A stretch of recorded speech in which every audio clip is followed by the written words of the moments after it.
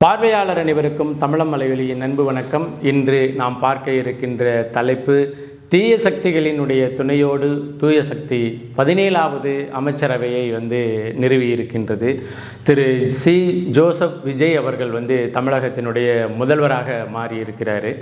மாறின அவர் மேடையில் பதவியை ஏற்றுக்கொண்ட பிறகு பேசிய பேச்சு முதல் நாளே வெளுத்த சாயம். எப்படி ஒரு நடிகன் அரிதாரம் போட்டுட்டு சாயத்தை கலைச்சி வச்சுட்டு போவாங்களோ, முதல்வர் பயணத்தை நோக்கிய அவருடைய அந்த நடிப்பு திறன் முதல்வர் பதவியை ஏற்ற பிறகு அந்த முதல்வர் பதவியை ஏற்றுவிட்ட பிறகு அந்த சாயத்தை கலைக்கிற மாதிரியும் அந்த வேஷத்தை கலைக்கிற மாதிரியும் முதல் நாளே வெளுத்த சாயமாக அவருடைய பேச்சு அமைந்தது நம்மளால் பார்க்க முடிகிறது. அதே போல் இந்த காட்சிகளை எல்லாம் பார்க்குற அளவிற்கு காலம் எவ்வளவு கொடுமையான சில செய்திகளை, சில நிகழ்ச்சிகளை, சில காட்சிகளை நமக்கு அறிவுறுத்துகிறது அப்படிங்கிற வருத்தமும் நமக்கு இருக்குது. ஏன் இப்படி பதிவு பண்ணுறீங்க? ஒரு ஜனநாயகத்தின் அடிப்படையில் 108 தொகுதிகளை வென்ற ஒருவர், அவர் அவருடைய வாக்காளர்களுக்கு நிறைய வாக்குறுதிகளை கொடுத்த அவர் வெற்றி பெற்ற பிறகு, அதே போல் 108ங்கிறது பெரும்பான்மையான அந்த நிலை இல்லாத பொழுது கடந்த 4 நாட்களாக யார் யார் காலெல்லாம் விழ முடியுமோ அங்கெல்லாம் போய் விழுந்து அப்படி இப்படியெல்லாம் ஏற்றி கிட்டத்தட்ட 120 என்ற நிலையில் ஆட்சி அதிகாரத்தை ஏற்றிருக்கிறாரு. இந்திய அரசியலமைப்பு சட்டத்தின்படியே கூட 118 தான் தேவை. இவர் 2 இடங்கள் கூடுதலான ஆதரவுகளை வைத்திருக்கிறாரு. அப்படி இருக்கும் பொழுது இவர் பதவி ஏற்பதை பார்ப்பது கொடுமையானது அப்படின்னு நீங்கள் சொல்கிறீங்களே, ஏன் அப்படிங்கிற கேள்வி உங்களுக்கு வரலாம். அதாவது நாம் எதிர் சித்தாந்தத்தில் நின்று வேலை செஞ்சு நமது சித்தாந்தத்தை மக்கள் ஆதரிக்கலை, நம்மளுக்கு குறைவான வாக்குகளை கொடுத்து நம்மளை தோல்வி உற வைத்தாங்க. அதன் அடிப்படையெல்லாம் இதை நான் வெறுக்கலை. ஏன்னா அது மாதிரியெல்லாம் நமதுங்க. ஏன்னா நமது சித்தாந்தத்திற்கு விழுந்த ஓட்டு இந்த காலகட்டத்தில் இது அப்படின்னு நினச்சிட்டு நாம் தொடர்ச்சியாக பயணப்படக்கூடியவர்கள். ஆனால் நடிகர் விஜய் அவர்களினுடைய பதவி ஏற்பு அந்த நிகழ்வை காண்பது எவ்வளவு கொடுமையானது அப்படின்னு சொன்னால், தகுதியானவர்கள் ஒரு தேர்வு எழுதி தகுதியானவர்கள் வரிசையில் நிற்கும் பொழுது தகுதியே இல்லாத ஒருத்தர் அந்த வேலையை வாங்கிட்டு போகும் பொழுது அந்த நபரை பார்த்து ஒரு கோபம் இருக்கும் இல்லையா? இவ்வளோ பேர் தகுதியானவங்க இருக்கிறாங்க, நீ பாட்டுக்கு ஒரு ரெக்கமெண்டேஷனில் வாங்கிட்டு நீ பாட்டுக்கு போறியா அப்படின்னு அந்த நபரை பார்த்து ஒரு கோபம் இருக்கும் இல்லையா? அதே போல் இந்த ரேஷன் கடையில் வரிசையில் நின்று காலையிலேருந்து சாயங்காலம் வரலையும் வரிசையில் நின்றுக்கிட்டு இருக்கிறவங்க மத்தியில் ஒருத்தர் அவர் எனக்கு தெரிந்தவர், அவர் எனக்கு பழக்கப்பட்டவர்னு இந்த வரிசையை மதிக்காமல் நேராக முன் வரிசையில் போய் ரேஷன் கடையில் பொருளை வாங்கிட்டு போகும்போது அந்த ஒருத்தரை பார்த்து நமக்கு கோபம் இருக்கும் இல்லையா? அதே கோபம் தான் விஜய் அவர்கள் மீது இருக்குது. அப்போ நீங்கள் விஜய் அவர்கள் 108 சட்டமன்ற தொகுதியை வென்று தானே இந்த நிலைமைக்கு வந்தார் அப்படின்னு சொன்னால், இல்லை, அவர் வென்று வரலை. இந்த நிலைக்கு வருவதற்கு பல பேருக்கிட்ட பல இடத்துல நடிச்சிருக்கிறாரு அப்படிங்கிறது உறுதியாக நம்மளால் நம்ப முடிகிறது. ஏன்னா கடந்த கால அரசியல் வரலாற்றிலையும் சரி, எம்ஜிஆர் என்கின்ற ஒரு நிலை, அதாவது புகழ்பெற்ற கதாநாயகன் நிலையிலிருந்து திராவிட முன்னேற்ற கழகத்தில் இருந்து பிரிந்து தன்னுடைய கட்சியை தொடங்கி முதல் தேர்தலிலேயே அறுதி பெரும்பான்மையில் வெற்றி பெற்று ஆட்சி அமைத்த நிலையிலும் கூட இது போன்ற ஒரு வேலையை அவங்கெல்லாம் செய்யலை. அவர்களுக்கென்று அரசியல் பயணம் இருந்தது, தொடர்ச்சியான பயணம் இருந்தது, செய்தியாளர்கள் சந்திப்பு இருந்தது, செய்தியாளர்களை தனியாக சந்திக்கின்ற வல்லமையோடு இருந்தார்கள். இப்படியெல்லாம் செஞ்சு தான் அவங்க ஆட்சி அதிகாரத்துக்கு வந்தாங்க. பல மாநாடுகளை நடத்தியிருக்கிறாங்க. எம்ஜிஆரினுடைய அந்த அரசியல் பயணத்தை விஜய் அவர்களுடைய அரசியல் பயணத்தோடு ஒப்பிடக்கூடாது, ஒப்பிடுவது மிகப்பெரிய தவறு. அப்படி இருக்கும்பொழுது ஏன் கொடுமையானது அப்படின்னு நம்ம சொல்கிறோம்னா, ஒரு மனிதன், அதாவது ஒருத்தன் தமிழ்நாட்டை ஆள வேண்டும் என்று நினைக்கின்ற ஒரு தமிழக முதலமைச்சர் வேட்பாளர் ஒரு செய்தியாளர்களை கூட சந்திக்காமல், செய்தியாளர்களினுடைய நேர்காணலை நேரடியாக எதிர்கொள்ளாமல், ஒரு மக்களினுடைய போராட்டத்தில் கூட காந்திரகமாக கலந்து கொள்ளாமல், ஒரு போராட்டத்தில் கூட வழக்கு வாங்கி சிறை செல்லாமல், பொதுமக்களை பார்க்காமல், தேர்தல் பிரச்சாரம் செய்யாமல், கொள்கை எது கோட்பாடு எது என்று தெரியாமல், இன்னும் சொல்ல போனால் ஓட்டு போட்ட மக்களுக்கு கூட தன்னுடைய வேட்பாளர் மூஞ்சி எப்படி இருக்கும், யாருன்னு வேட்பாளர் தெரியாமல் விஜய்க்காக ஓட்டு போட்டோன்னு சொல்கிறவங்க உண்டு. ஆனால் விஜய்க்கு கூட எந்த தொகுதியில் யாரை நிறுத்தணும், யார் எத்தனை ஓட்டு வாங்கியிருக்காங்கன்னு தெரியாத நிலையில தான் இன்று இவர் பதவி ஏற்றிருக்காரு. இந்த பதவி ஏற்ப நீங்கள் எப்படி பார்ப்பீங்கன்னா, நான் சொன்னேன் இல்லையா, அந்த படித்து தகுதியான நிலையில் இருக்கின்றவங்களெல்லாம் வரிசையில் நிற்கும் பொழுது தகுதியே இல்லாதவன் அந்த வேலையை வந்து வாங்கிட்டு போகும்பொழுது பார்க்கும் பொழுது ஒரு பெரிய கொடுமை இருக்கும் இல்லையா, அந்த கொடுமையை தான் நம்மளால் இந்த பதவியேற்பு நிகழ்வில் உணர முடிஞ்சது. ஏன்னா நடிப்புலக சக்கரவர்த்தி என்று சொல்லக்கூடிய ஐயா சிவாஜி அவர்கள் கூட பொதுத்தளத்தில் எப்படி பேசணும், நடிக்கிற மேடையில் எப்படி பேசணும், நடிக்கிற அந்த திரைப்பட காட்சி பதிவில் எப்படி பேசணும்னு அவருக்கு தெரியும். ஆனால் எதுக்குமே வித்தியாசம் தெரியாமல் ஸ்கிரிப்ட் கிடச்சிச்சின்னா அதை படிச்சுட்டு ஏற்ற இறக்கமாக வாசிக்கணும் அப்படிங்கிற ஒரு மனநிலையில் ஷூட்டிங் ஸ்பாட் எது அப்படிங்கிறது என்ன மாதிரி இருக்கும் அப்படிங்கிறது எது, அதே போல் தமிழக முதலமைச்சர் பதவியை ஆளுநர் அவர்கள் வந்து பதவி பிரமாணம் செய்து வைக்கின்ற பதவியேற்பு மேடை எது என்ற வித்தியாசமே தெரியாமல் ஒரு மனிதன் வாழ்ந்திருக்கிற மனிதனுக்கு தமிழர்களை ஆளுகின்ற உயரத்தை கொடுக்கின்ற அதிகாரத்தை கொடுத்துருக்குறோம் அப்படின்னு சொன்னால் காலம் எவ்வளவு பெரிய கொடுமையானது அப்படிங்கிறத நம்மளால் புரிந்து கொள்ள முடிகிறது. இந்த கொடுமையிலெல்லாம் நாம் கண்டுகளித்து இந்த கொடுமைக்கு பிறகு இவர்களினுடைய அரசியல் அறிவுமயப்படுத்தி அரசியல் விழிப்புணர்ச்சி படுத்தி இவர்களை வந்து இது சரியான தூய அரசியலுக்கு கொண்டுட்டு வர வேண்டுமேங்கிற அந்த கொடுமை இருக்கு இல்லையா, அது கொடுமையிலும் கொடுமை. இதுதான் நாம் இவங்க இல்லை. சரி, முதல் நாளே வெளுத்த சாயம் அப்படின்னு நாம் எதுக்கு சொல்கிறோம்னா, இது முதல் நாளே இல்லை, அதாவது தேர்தல் முடிவு வந்த அடுத்த நாளிலிருந்து இந்த சாயம் வெளுத்து போச்சு. அதை குறித்து பேசுவதற்கு, அது குறித்து எழுதுவதற்கு, அது குறித்து விவாதிப்பதற்கு எந்த ஊடகமும் தயாராக இல்லை. ஏன்னா தமிழக வெற்றி கழகத்துக்கு வாக்கு செலுத்திய பல பேர்கிட்ட நீங்கள் வீட்டில் போய் கேட்டிங்கன்னா அந்த வீட்டில் இருக்கிற சின்ன பிள்ளை வந்து திமுக ஒரு தீய சக்தி அப்படின்னு ஒரு ஸ்லோகம் மாதிரி சொல்லிக்கிட்டே இருக்கும். அப்போ இந்த ஆட்சி அதிகாரம் வந்து முதலமைச்சர் பதவியை தூய சக்தியாக இருந்து தன்னை காட்டிக்கொண்ட திரு விஜய் அவர்களுக்கு யார் கொடுத்தா அப்படின்னு சொன்னால், இந்த தீய சக்தி என்று இவர் விமர்சித்து தீய சக்தி இல்லை அது ஒரு தூய சக்தி, நீ தான் தீய சக்தி அப்படின்னு சொல்லிட்டு திமுகவினுடைய கூட்டணிக்கும் திமுகங்கிற கட்சிக்கும் ஓட்டு போட்டாங்க இல்லையா, திமுக கூட்டணிக்காரர்கள், அந்த கூட்டணியின் மூலமாக வெற்றி பெற்றார் இல்லையா, அந்த வெற்றி பெற்றதன் மூலமாக வந்த இடத்துல தான் காங்கிரஸ் கட்சி, கம்யூனிஸ்ட் கட்சி, அந்த கம்யூனிஸ்ட் கட்சி, ஐயுஎம்எல் கட்சி, விசிக கட்சி, இப்படி இது எல்லாமே தூய சக்தியினுடைய தளத்திலிருந்து வெற்றி பெற்ற உறுப்பினர்கள் இல்லை, நீங்கள் சொன்ன தீய சக்தியினுடைய தளத்திலிருந்து வெற்றி பெற்ற உறுப்பினர்கள் தான். இப்போ இந்த தீய சக்தியினுடைய துணை கொண்டு தான் இந்த தூய சக்தி வந்து அதிகாரத்திற்கு வந்திருக்கு.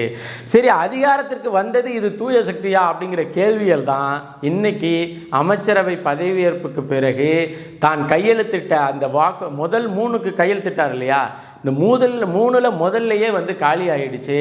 இந்த ஆள் ஏமாற்றி நம்மளை பிழைக்கிறாரு. இந்த ஆட்சி அதிகாரம்ங்கிற பதவி வெறி பிடித்த இந்த நிலையில் இந்த அதிகாரத்தை அடைவதற்காக இதுகாரும் சொன்னதெல்லாம் பொய் அப்படிங்கிறத வெளுத்து, அதாவது மேடையிலேயே வந்து ஒப்புத்து கொண்டிருக்கிறார் திரு ஜோசப் விஜய் அவர்கள். அப்படி தான் நம்ம சொல்லணும். ஏன்னா 10 லட்சம் கோடி கடனாக இருக்குது. அந்த கடனை வந்து என்ன செய்யறதுன்னு தெரியல. நாங்கள் வந்து கஜானாவை வலிச்சு வச்சுட்டு போயிட்டாங்க, அதை சரி செய்யணும், என்னால் சுமக்க முடியாத சுமையை வந்து இங்கே இருக்கே அப்படின்னு சொல்லிட்டார்னா, உன்னால் சுமக்க முடியாத சுமை என்று நீ கருதி விட்டாய் என்றால் நீ எப்படி இதை வந்து சரி செய்ய போகிற? எதற்காக 10 லட்சம் கோடி கடன் இருக்குது, 10,62,200 கோடி கடன் இருக்குது என்று தேர்தல் களத்தில் எல்லா தலைவர்களும் பேசினாங்க. மற்ற தலைவர்கள் பேசினாங்களோ இல்லையோ, அண்ணன் சீமான் அவர்கள் வந்து அதுக்கு வந்து 10 லட்சம் கோடி கடன் இல்லை நாடு அப்படின்னு பாட்டே பாடியிருக்கிறாரு. அப்போ 10 லட்சம் கோடி 10,62,200 கோடி வந்து கடனில் இருக்குன்னு தெரிஞ்சுக்கிட்டு தான் நீங்கள் 6 சிலிண்டர் இலவசமாக கொடுப்பேன், நீங்கள் முதியோருக்கு வந்து பென்ஷன் கொடுப்பேன், நீங்கள் படித்தவங்களுக்கு வந்து படிச்சுட்டு வேலை இல்லாமல் இருக்கிறவங்களுக்கு, வேலை தேடுகிறவர்களுக்கு ஸ்டைஃபண்ட் கொடுப்பேன் அப்படின்னீங்க, குடும்ப உறுப்பினர்களுக்கு 1000க்கு பதிலாக 2500 தருவேன்னு சொன்னீங்க. இன்னும் பல விஷயங்களை நீங்கள் எப்போ சொன்னீங்க? 10 லட்சம் கோடி இந்த அரசினுடைய கடன் இருக்குது அப்படின்னு தெரிஞ்ச நிலையில் தான் இந்த இலவச வாக்குறுதிகளை கொடுத்தீங்க. அப்படி இருக்கும் பொழுது இப்போ வெள்ளை அறிக்கை நீங்கள் வெளியிடுறீங்க, எனக்கு கொஞ்சம் அவகாசம் கொடுங்கன்னு கேட்குறீங்க. இந்த வெள்ளை அறிக்கை வெளியிடுறது வந்து யார் வேணாலும், ஏன்னா நீங்கள் முன்னாடி ஆட்சி அதிகாரத்தில் இல்லை, அதனால் கடந்த காலத்தில் ஆட்சி அதிகாரத்தில் இருந்தவங்க மேலே கடன் இவ்வளவு இருக்குது அப்படிங்கிறது ஒரு வெள்ளை அறிக்கை. நீ என்ன வெள்ளை அறிக்கை விடுறது? அதான் ஆர்டிஐ போட்டாலே தெரிஞ்சுமே. தமிழ்நாடு அரசு வந்து நிர்வாகத்திற்காக பெற்ற கடனின் அளவு என்னங்கிறது வந்து எல்லா இடத்துலையுமே தெரியுமே. அப்போ வெள்ளை அறிக்கைங்கிறது வந்து நீங்கள் என்ன சொல்ல வாரீங்கன்னா, நான் அதை இதை அறிவித்து இலவசங்களெல்லாம் அறிவிச்சிட்டு இந்த ஆட்சி அதிகாரத்துக்கு வந்துட்டேன், ஆனால் இங்கே என்னால் அந்த இலவசங்களெல்லாம் தர முடியாது, அதனால நான் வெள்ளை அறிக்கை வெளியிடுறேன், எனக்கு கொஞ்சம் அவகாசம் கொடுங்க அப்படின்னு நீங்கள் சொல்லிடுறீங்க. இது எவ்வளவு பெரிய ஃப்ராடுத்தனம், இது எவ்வளவு பெரிய ஏமாற்று வேலை, இது எவ்வளவு பெரிய மோசடித்தனம். அதாவது இவர் வந்தால் அது தந்துடுவார் இது தந்துடுவாருன்னு ஓட்டு போட்டவர்களுக்கு இவர் வந்தவனையுமே வச்சிருக்கிற முதல் ஷாக்கு என்னன்னா, வெள்ளை அறிக்கை வெளியிட போகிறேன், எனக்கு கொஞ்சம் அவகாசம் கொடுங்க அப்படின்னு சொன்னால் யாரும் என்கிட்ட இலவசத்தை பற்றி யோசிக்காதீங்க. கொஞ்ச காலத்துக்குன்னா அது அப்புறமேலுக்கு பழகி போயிடும். அதன் பிறகு பேருந்து கட்டணத்திலேருந்து, தாய்மாமன் சீரிலேருந்து, தாத்தா சீரிலேருந்து, அப்பஞ்சீரிலேருந்து, மாமஞ்சீரிலேருந்து இப்படி எது சொன்னதையும் நீங்கள் நம்பாதீங்க, ஏன்னா கஜானாவில் காசு இல்லை அப்படின்னு. ஆனால் உண்மையிலேயே இவர் விஜய் அவர்களுக்கு ஒன்றுமே தெரியல அப்படிங்கிறது எப்படி தெரியுதுன்னா, எந்த அரசுலேயும் கஜானா உள்ள காசு இருக்காது. இவங்க கொடுக்குற அந்த இலவசங்கள் எல்லாம் இந்த ஃப்ளோ மணி இருக்குல்ல, ஒரு வருஷத்தில் வந்து வருமானம் இவ்வளோ வருது, செலவினங்கள் இவ்வளோ வருது அப்படின்னு சொல்லிட்டு இந்த ஃப்ளோ மணியை வச்சு தான் இவங்க வந்து பொருளாதாரத்தை பெருக்கி அதன் மூலமாக தன்னுடைய வாக்குறுதிகளை நிறைவேற்றுவது. இப்போ கடந்த காலத்தில் திமுக அரசெல்லாம் வந்து அதுக்கு முன்னாடி இருந்த அதிமுக அரசு வந்து பல லட்சம் கோடியை கஜானாவில் வச்சுட்டு போணுச்சா? இல்லை அதுக்கு முன்னாடி இருந்த திமுக அரசு அதிமுக அரசுக்கு பல லட்சம் கோடியை கஜானாவில் வச்சுட்டு போணுச்சா? யார் வந்தாலும் கஜானா எம்டியாக தான் இருக்கும். அப்போது ஃபினான்ஷியல் சோர்ஸை, அதாவது பொருளாதாரத்தினுடைய மூலங்களை வந்து இவங்க உருவாக்கி அந்த உருவாக்கத்தின் அடிப்படையில் தான் இவங்க கொடுத்துருக்கிற திட்டத்திற்கும் செயல் திட்டத்திற்கும் இலவசங்களுக்கும் பொருளாதாரத்தை உருவாக்குவாங்க. இப்போ கடந்த காலத்தில் 50,000 கோடி அப்படின்னா, இப்போ பல லட்சம் கோடின்னா ஒரு 50,000 கோடி வந்து சாராய பொருளாதாரம், சாராயத்திலேருந்து வர்றது அப்படின்னு ஒதுக்கி வச்சு தான் இந்த இலவசங்களை அவங்க அறிவித்தாங்க. அப்படி தான் இங்கே இலவசங்கள் அறிவிக்கப்பட்டிருக்கு. அப்போ இதை கூட தெரியாமல், இதை கூட தெரிஞ்சுக்காம நீங்கள் எதற்கு ஆட்சி அதிகாரத்துக்கு வந்தீங்க அப்படின்னு நாளே கேட்க நமக்கு தோணுது. கூடுதலாக பார்த்தீங்கன்னா, அவன் வந்து தகுதி, அதாவது அனைத்து மகளிருக்கும் மாதம் வந்து 1000 ரூபா காசு கொடுப்பேன்னு 2021 மு.க. ஸ்டாலின் அறிவித்தார். அதன் பிறகு ஆட்சி அதிகாரத்தை வந்து அடைஞ்ச பிறகு அவர் செஞ்சது என்னன்னா, தகுதி வாய்ந்த குடும்ப பெண்களுக்கு 1000 ரூபாய் வழங்கப்படும் அப்படின்னு ஒரு அந்தர்பல்ட்டியை அடித்தார். இப்போ தலைவர் என்ன தெரியுமா பண்ணியிருக்கிறாரு, மாதம் 200 யூனிட்டு ஒவ்வொரு குடும்பத்திற்கும் மின்சாரம் இலவசம், 200க்கு மேலே போகிறதுக்கு கட்டணம் அப்படின்னு சொல்லி தான் தேர்தலை சந்தித்தார். இப்போ வந்து இவர் கூடுதலாக 2 விஷயத்தை பேசியிருக்கிறாரு. என்ன பேசியிருக்கிறாருன்னா, தகுதி வாய்ந்த மின் இணைப்பு. அது என்ன தகுதி வாய்ந்த மின் இணைப்புன்னா, 3 ஃபேஸ் லைனா 2 ஃபேஸ் லைனா, இல்லை அதாவது மின் இணைப்பில் உள்ள நுகர்வோர் வந்து அழகாக இருக்கணுமா, என்ன தகுதின்னு எனக்கு தெரியலையே. தகுதி வாய்ந்த மின் இணைப்புக்கு 2 மாதத்திற்கு, புரியுங்களா, 2 மாதத்திற்கு ஒரு முறை 500 யூனிட்டுக்கு மேலே போகாதவங்களுக்கு நீங்கள் 200 யூனிட்டை குறைக்கிறீங்க. அப்போ என்ன சொல்ல வர்றாருன்னா, நீங்கள் வந்து ஒரு மாதத்துக்கு 250 யூனிட்டுக்குள்ளே நீங்கள் பயன்படுத்தியிருக்கணும், இன்னொரு மாதத்துக்கும் 250 யூனிட்டுக்குள்ளே நீங்கள் பயன்படுத்தியிருக்கணும், 2 மாதத்துக்கும் சேர்த்து 500 யூனிட்டுக்குள்ளே இருந்துச்சுன்னா அதில் உங்களுக்கு 200 யூனிட்டை தள்ளுபடி பண்ணிவிட்டு மீதி 300 யூனிட்டுக்கு நாங்கள் வந்து காசு கொடுப்போம், அதாவது காசை வாங்கிக்குவோம். ஆனால் கூடுதலாக என்னென்னா, நீங்கள் 500 யூனிட்டுக்கு மேலே ஒரு யூனிட்டு போனாலும் உங்களுக்கு 200 யூனிட்டு 2 மாதத்துக்கு ஒருக்கா தள்ளுபடி பண்ண முடியாது, நீங்கள் அதுக்கும் காசு சேர்த்து கட்டணும் அப்படிங்கிறது தான் அதில் உள்ள அறிக்கை. இப்போ நீங்கள் தேர்தலை சந்திக்கிறதுக்கு முன்னாடி என்ன சொன்னீங்க, தூய சக்தி, அதன் பிறகு வந்த பிறகு என்ன செஞ்சீங்க தூய சக்தி, ஒரே நாளில் இதுவரையிலையும் இருந்த தூய சக்தி தீய சக்தியாக மாறிட்டாங்க. இதுதான் இவங்களுடைய தராதரம், இவங்க தான் இவங்களுடைய உயரம். நான் சொன்னேன் இல்லையா, விஜயினுடைய ஆட்சி அதிகார அரியணை ஏறுகின்ற அந்த காட்சியை பார்ப்பது மிகப்பெரிய கொடுமையாக இருந்தது அப்படின்னு சொன்னேன் இல்லையா. அந்த கொடுமை எதற்காக இருந்ததுன்னா, தகுதியற்ற ஒரு நபர் தகுதி வாய்ந்த பொறுப்புக்கு போகும்பொழுது நமக்கு உண்மையிலேயே ஒரு மாதிரி ஆக்வர்டாக ஃபீல் பண்ணும் இல்லையா, அது மாதிரி ஃபீல் ஆணுச்சு. எதற்காக ஃபீல் ஆணுச்சுன்னா, அந்த இடத்துல இவர் அறிவித்த பேசிய பேச்சுகள். இந்த முதல் நாளே இப்படி தலைகீழாக பல்ட்டி அடித்து வெள்ளை அறிக்கைங்கிறான், எனக்கு கால அவகாசம் கொடுங்கங்கிறான். என்னையா இதெல்லாம் முன்னாடி தெரியுமா தெரியாத? 10,62,200 கோடி தமிழ்நாட்டில் கடன் இருக்குன்னு தெரியாமல் தமிழ்நாட்டினுடைய அமைச்சர் சட்டப்பேரவை தேர்தலில் நீங்கள் எதுக்கு இவ்வளோ இலவசங்களை அறிவிச்சிங்க அப்படிங்கிற கேள்வி தான் பிரதானப்படுகிறது. உண்மையிலே காலம் கொடுமையானது. விஜய் அவர்கள் பதவியேற்பை பார்ப்பதற்கும் விஜய் அவர்களினுடைய கட்சியில் தேர்ந்தெடுக்கப்பட்டவர்களினுடைய பதவியேற்பை பார்ப்பதற்கும் உண்மையிலேயே ஒரு அறிவு சார்ந்த சமுதாயத்தினுடைய பிள்ளையாக ஒரு இரும்பு மனசு இல்லாட்டினா அதெல்லாம் பார்க்க முடியாது, அதெல்லாம் சகிச்சுக்க முடியாது அப்படிங்கிறது தான் என்னுடைய கருத்து. உண்மையிலேயே அந்த முதல் நாள்லேயே விஜய் அவர்கள் தான் யார் என்பதை வெளிப்படுத்தி விட்டுட்டாரு.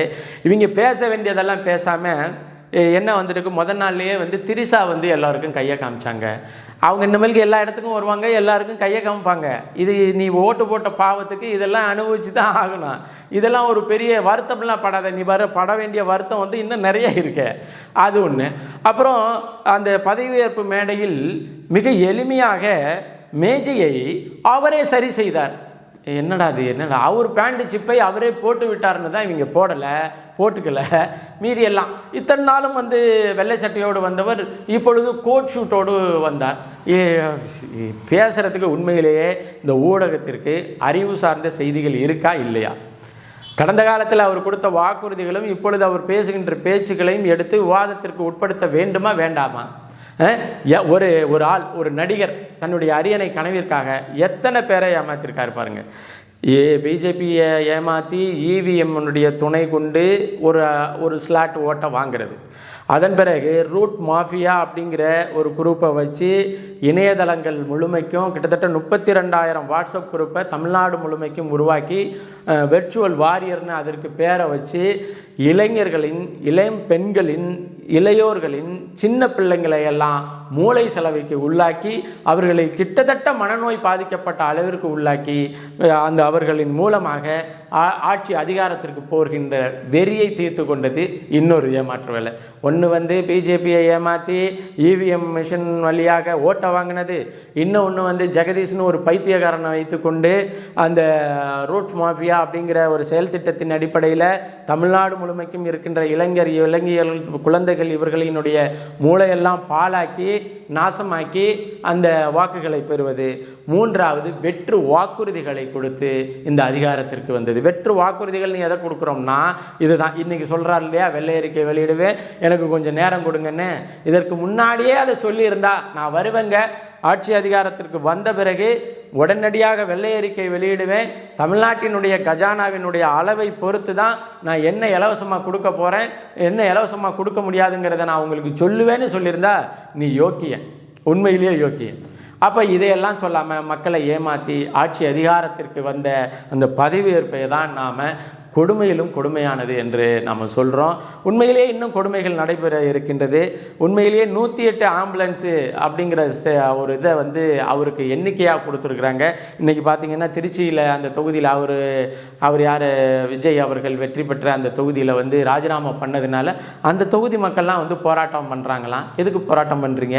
2 தொகுதியில் ஒருத்தன் நிற்கும் பொழுதே நீ எந்த தொகுதியில் ஏதாச்சும் ஒரு தொகுதியில் நின்று நீ அங்கே உள்ளவங்களை ஏமாற்ற போறியா அல்லது இங்கே உள்ளவங்களை ஏமாற்ற போறியான்னு சட்டையை பிடிச்சு கேட்டிருக்கணும். அதையும் விட்டுட்டு அவனுக்கு இல்லை 2 தொகுதியிலேயும் நிற்கிறான், அந்த ஆள் ஏதோ ஒரு தொகுதியை ரிசைன் பண்ண போகிறான், அப்போ எதுக்கு நம்ம ஓட்டை வீணாக்கணும் அப்படின்னு சொல்லிட்டு இந்த 2 தொகுதியில் இருக்கிறவங்க எல்லாம் முடிவு பண்ணி இந்த விஜய்க்கு ஓட்டு போடாமல் வேற ஆளுக்கு ஓட்டு போட்டுருணும். இப்போ விட்டுட்டு அவன் ஒரு உலகத்தையே ஏமாத்தினாலே ஒரு தொகுதியை ஏமாத்தாமல் விடுவாப்பில்லையா அப்படிங்கிற கேள்விதான் பிரதானப்படுகிறது என்பதை பதிவு செய்து மீண்டும் ஒரு காணொளி பதிவில் இணைவோம். நன்றி, வணக்கம்.